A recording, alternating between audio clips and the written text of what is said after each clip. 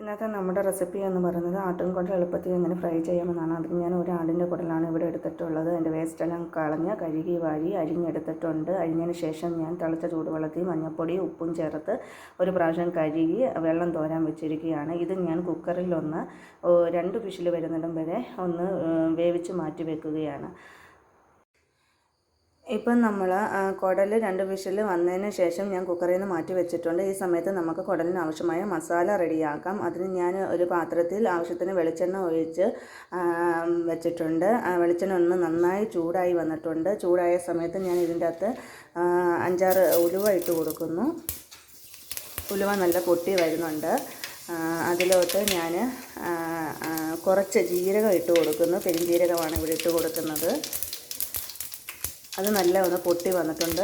ഇതിലോട്ട് ഇഞ്ചിയും വെളുത്തുള്ളിയും കൂടെ ചതച്ചത് ഇട്ട് കൊടുക്കുന്നു.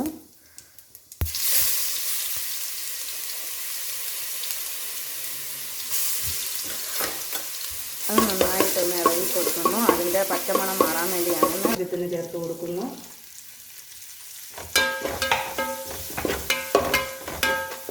ചൂടായതിന് ശേഷം ചെറുള്ളി, ചെറിയ ഉള്ളി ചതച്ചത് ഇട്ട് കൊടുക്കുന്നു.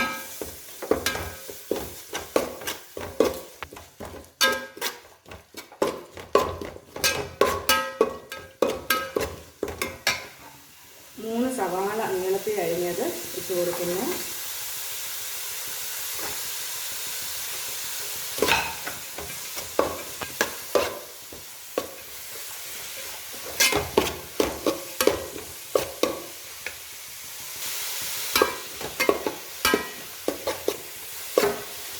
നമ്മൾ കുടലിൻ്റെ അകത്ത് ഇത്തിരി ഉപ്പ് ഇട്ട് കൊടുത്തിട്ടുണ്ട്. ഈ ഉള്ളി വഴടാൻ വേണ്ടി ശകലം ഉപ്പും കൂടെ ചേർത്ത് കൊടുക്കുന്നു. പിന്നെ ആവശ്യത്തിന് ഉപ്പ് നോക്കിയതിന് ശേഷം ഉപ്പിട്ട് കൊടുത്താൽ മതി.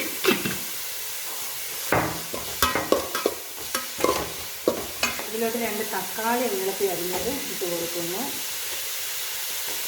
2 വലിയ തക്കാളിയാണ് എടുത്തിട്ടുള്ളത്.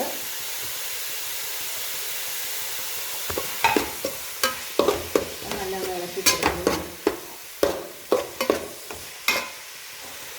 ഇതിലോട്ട് 4 പച്ചമുളക് നീളത്തിൽ അരിഞ്ഞത് ഇട്ട് കൊടുക്കുന്നു.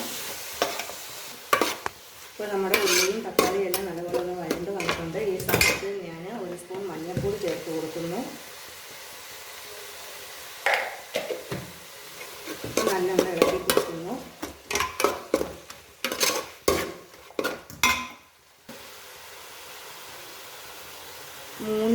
ചെറിയ സ്പൂണ് മുളക് പൊടി, കാശ്മീരി മുളക് പൊടി ചേർത്ത് കൊടുക്കുന്നു.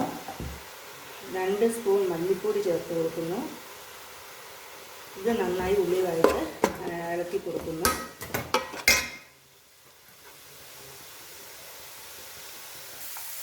ഇതിൻ്റെ അകത്ത് ഞാൻ 3 ചെറിയ സ്പൂണ് കുരുമുളക് പൊടി ചേർത്ത് കൊടുക്കുന്നുണ്ട്. കുരുമുളക് പൊടിയാണ് ഇതിൻ്റെ ടേസ്റ്റ്, അതുകൊണ്ടാണ് ഞാൻ 3 സ്പൂൺ ചേർക്കുന്നത്. ഈ ആവശ്യത്തിന് വേണ്ടവർ ആവശ്യത്തിന് ചേർത്ത് കൊടുക്കാവുന്നതാണ്. 1 സ്പൂൺ പെരുംജീരകം മാത്രം പൊടിച്ചിട്ട് കൊടുക്കുന്നു. അത് ഇളക്കി കൊടുക്കുന്നു. 1 സ്പൂൺ മസാല പൊടിച്ചത് ചേർത്ത് കൊടുക്കുന്നുണ്ട്. 1-2 സ്പൂൺ ചേർത്ത് കൊടുക്കുന്നു. നന്നായി ഒന്ന് ഇളക്കി കൊടുക്കുന്നു. ഇപ്പോൾ ഇതിനകത്ത് നമ്മുടെ മസാലയെല്ലാം നല്ലപോലെ പിടിച്ചിട്ടുണ്ട്. ഈ സമയത്ത് ഞാൻ കുടൽ വേവിച്ച് വെച്ച കുടൽ ഇട്ട് കൊടുക്കുന്നു.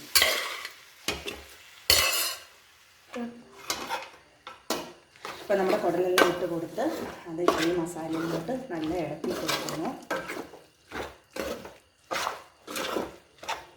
മസാലയും കുടലെല്ലാം കൂടെ അതേ രീതിയിൽ പിടിച്ചിട്ടുണ്ട്. ഇതിലോട്ട് 2 നുള്ള് മല്ലിയില അരിഞ്ഞതും കൂടെ ഇട്ട് കൊടുക്കുന്നു. ഇതിനി നമുക്ക് അടപ്പ് വെച്ചൊന്ന് മൂടി വെക്കാം. ഇനി ആവിക്കകത്തിരുന്ന് ഒന്ന് വെന്താൽ മതി. ഒരു 10-15 മിനിറ്റ് ആവിക്കകത്ത് വെക്കണം. അടച്ചു വെക്കും.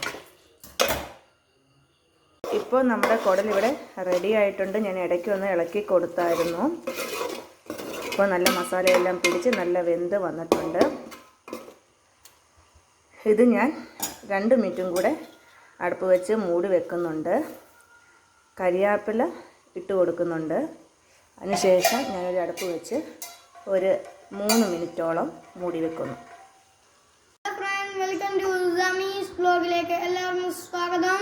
നമ്മുടെ ആട്ടുംകുടൽ ഇവിടെ തയ്യാറായിരിക്കുന്നു. നിങ്ങൾ എല്ലാവരും വീട്ടിൽ ട്രൈ ചെയ്ത് നോക്കേണ്ടതാണ്. പിന്നെ ഇഷ്ടപ്പെട്ടവരെല്ലാവരും ലൈക്ക് ചെയ്യണം, കമൻറ്റ് ചെയ്യണം, സബ്സ്ക്രൈബ് ചെയ്യണം, ഷെയർ ചെയ്യണം. Bye bye.